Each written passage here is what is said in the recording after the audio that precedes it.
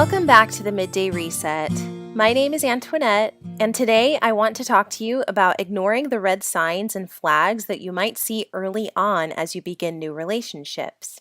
These can be in friendships or romantic relationships, as well as with people we are related to. Red flags can appear in any relationship interaction, and we set ourselves up to be disappointed or somehow made vulnerable when we choose to ignore these signs early on in favor of trying to give people benefit of the doubt. Here's the thing about benefit of the doubt. It's a courtesy to extend to someone else to let them know that you are not quickly siding with the version of events that has them looking dishonest, deliberately rude, or intending to cause harm. Benefit of the doubt is useful because unless we know all of the facts, we shouldn't rush to judgment. There is good in everyone, and we should try to treat people that way at all times. But then you have those situations where you thought you were doing right by giving someone benefit of the doubt only to find out you were wrong. This person is willing to cause you harm and has done so for no other purpose than to cause you that pain. Maybe they are in pain themselves, and their response to that is to treat others in painful ways because their frustration is keeping them from being empathetic. There are a million ways to explain away the inevitable burn that I'm certain everyone listening has experienced. I've been through it countless times, more often on the receiving end of the burn because I trusted the wrong person. I gave someone too much benefit of the doubt. I ignored the signs that my heart took notice of right away for the purpose of making someone else happy, and in the end, I just ended up sad. So, how can we navigate in a world where we know we need to extend some grace, but we are also trying to protect ourselves from being at the mercy of others' intentions? First, I think we should embrace the duality of such navigation.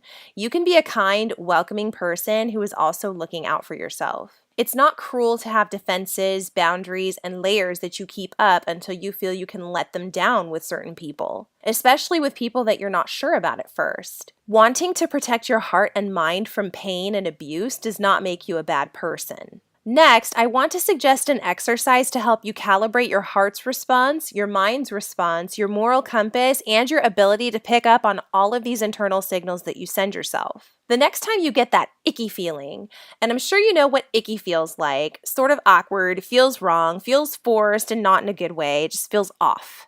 That's icky. The next time you get that icky feeling, try to stop yourself to ask why. Ask yourself what's turning you off about the situation or person. Be prepared to wait on the answer. If you're like me and you process things slowly, it could take a while to get to the bottom of where that icky feeling came from. But once you have narrowed that down, expand on that. The discoveries you make by exploring these little emotional crevices of your heart, those can actually be mapped back to your ickiness and spelled out to give you some explanation as to why you feel the way that you do. When I began doing this, I started discovering that the ickiness I was feeling in response to certain people or situations could be mapped back to something significant that had happened to me previously that left me feeling less than. And from there, I was able to make the determination of whether or not my response is a rational one.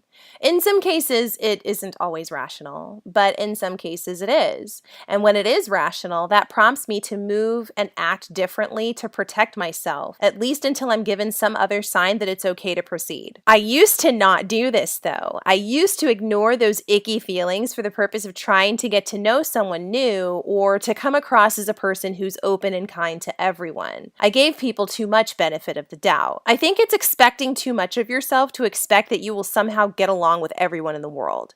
You won't.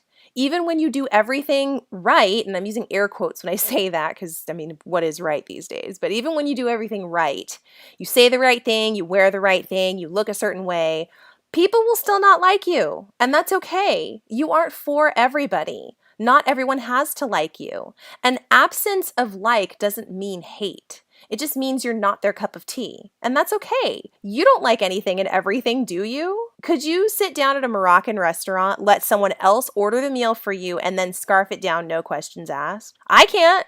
I have a million questions about what this is that you want me to eat. Is it spicy? Is it salty? What's in it? Because I want to know if there are certain ingredients in it that I don't like. Same thing goes for people. It takes little effort to be kind and show basic respect to others, but don't expect yourself to get along with everyone, and don't fault yourself just because you don't click with certain people. That's okay. But ignoring the red flags to forge a relationship will only cause you grief and stress later on. You will be sharing things about yourself and your life from an honest place with someone who may not be equipped to be honest with you in return, and this can leave you vulnerable later.